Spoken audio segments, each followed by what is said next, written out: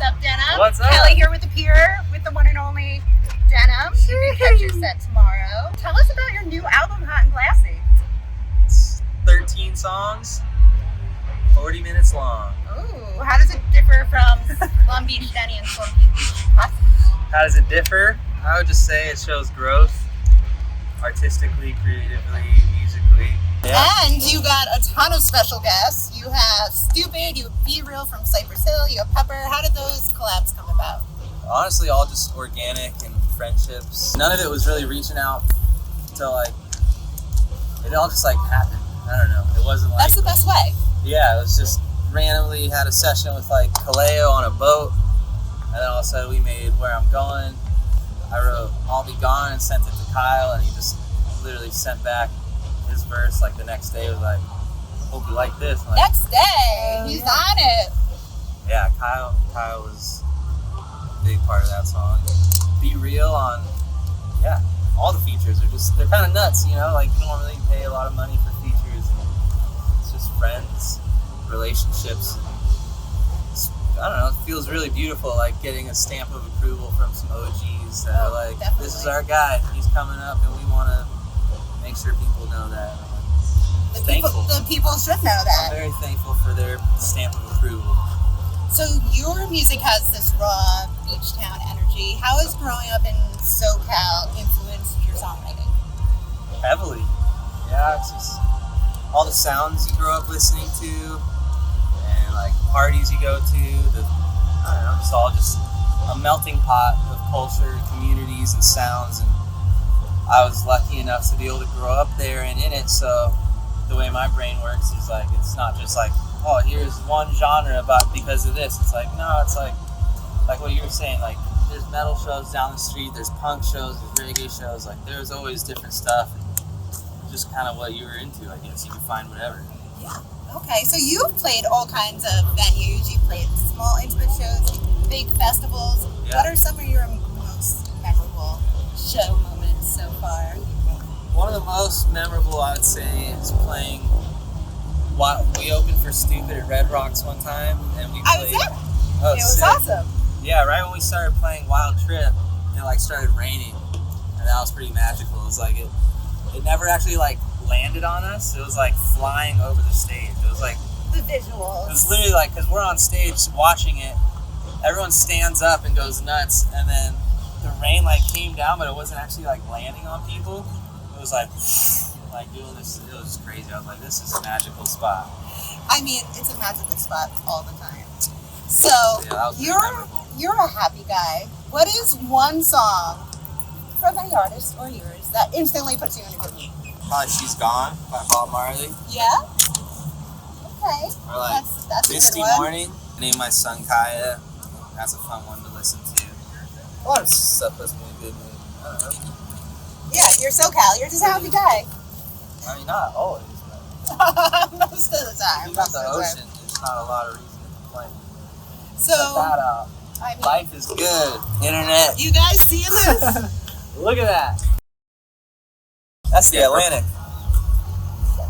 So, talk about your usual creative process. Does it start with a melody, a lyric, a vibe? How do your songwriting There are sessions come about?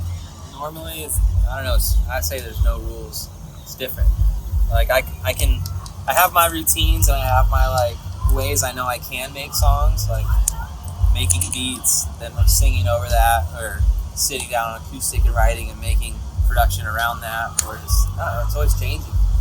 It's pretty much, a lot of times, it's when you least expect it, or when I'm falling asleep, I'll get Falling asleep, huh? yeah, it's That's that, the time? that inner dream state, before you're fully asleep, but you're kind of dreaming, and then all of a sudden it's here's a song, and you get a voice memo in before it's gone. Because that's how the muse works. I don't know if you know anything about music. Music is about following the muse, and a lot of people don't even know the muse exists, so you just make mediocre stuff. But if you can tap into that eternal spirit, timeless, whatever it is, there's no ego there. It's just you being an antenna. Songs are all out there. It's really just who's listening. You're pulling them in. Yeah, and that's normally in that state is when like there's no ego, there's no thought, there's no like, it's just straight up like, you know, that like in between sleep state. I know. And then I'll just I see straight what up, you're getting at. I'll like envision myself like Madison Square Garden singing to 40,000 people, and I'm like, that might happen. I mean, Like, I can see that. I'm gonna happening. write this song down because who knows? Who knows? So, how does working with artists like your boy, Landon McNamara, influence your own songwriting? I would say it's more just like you push each other, you know, just to be better. And same thing with like, I don't know, those guys in like pro surfing.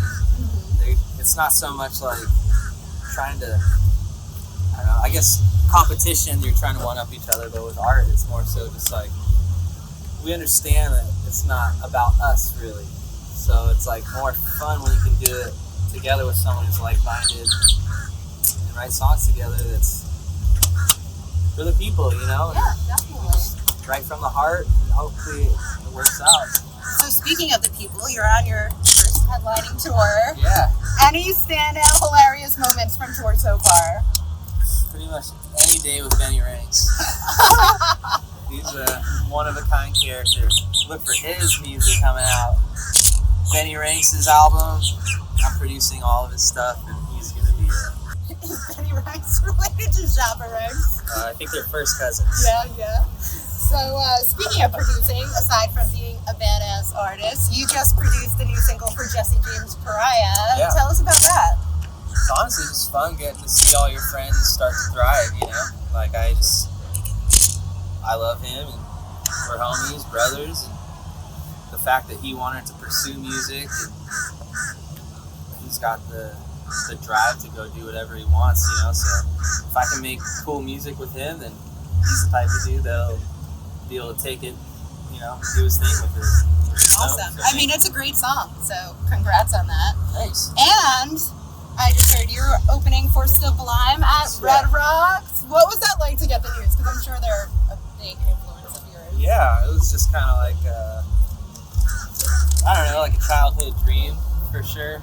You know, just it's kind of crazy to see stuff come full circle like that, where it's like, in my music journey, I've done so many different sounds and genres and finding my own voice as an artist, but like to be able to come back to my childhood and like open for one of the biggest influences of my young years, you know, it's pretty beautiful.